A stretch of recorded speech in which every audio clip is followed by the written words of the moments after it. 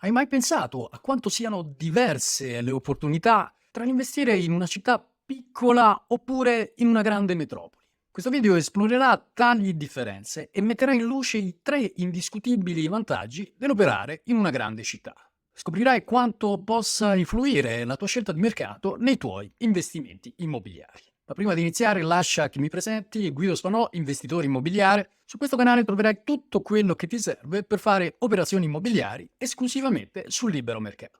Iniziamo subito col punto numero 1, maggiori opportunità. Immagina di operare in una metropoli con 3 milioni di abitanti. Avrai 100 volte più opportunità rispetto a chi lavora in una città con 30.000 abitanti. È vero, ci sarà più concorrenza, ma ricorda che senza concorrenza non c'è mercato.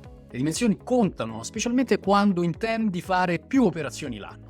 Per comprendere meglio, ho discusso in un altro video l'importanza di fare investimenti in una città con almeno 100.000 abitanti. Questo numero è cruciale per garantire un numero sufficiente di compravendite, che costituiscano quindi la base per decidere dove operare. Sicuramente non puoi fare 10 operazioni l'anno in un comune con 1000 anime, a meno che non stai pianificando di vendere la stessa casa 3 volte all'anno. Se vivi già in una metropoli e da questo punto di vista sei fortunato, ma se non è così dovrai studiare a fondo le dinamiche del tuo mercato di riferimento. Punto numero 2. Prezzi di mercato più facili da identificare. Nelle grandi città, con un numero maggiore di compravendite e quindi di comparabili, diventa più facile identificare i prezzi di mercato. Questo è un vantaggio significativo, soprattutto per quanto riguarda gli immobili ristrutturati da altri investitori, per i quali i dati comparabili possono infatti essere limitati. Inoltre, nelle grandi città troverai più agenzie che collaborano già con investitori e un atteggiamento tendenzialmente più favorevole verso gli investimenti immobiliari. Ciò significa non solo una maggiore facilità nell'identificare i prezzi di mercato, ma anche un ambiente più favorevole agli investimenti. Punto numero 3. Maggiore competitività.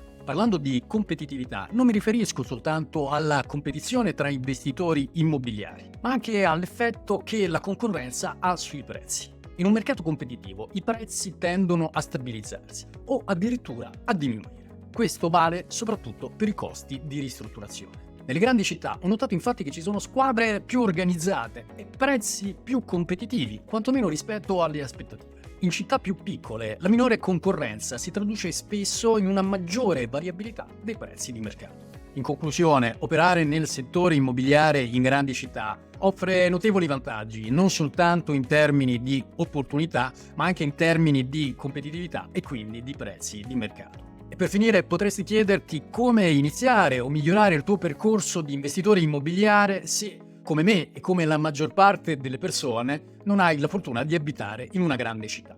Contattami nella mail che trovi sotto e in descrizione per ricevere una consulenza gratuita su come affrontare al meglio il tuo specifico mercato di riferimento. Metti like, iscriviti al canale, fammi sapere nei commenti che cosa ne pensi. Come sempre ti ringrazio e ci vediamo nel prossimo video.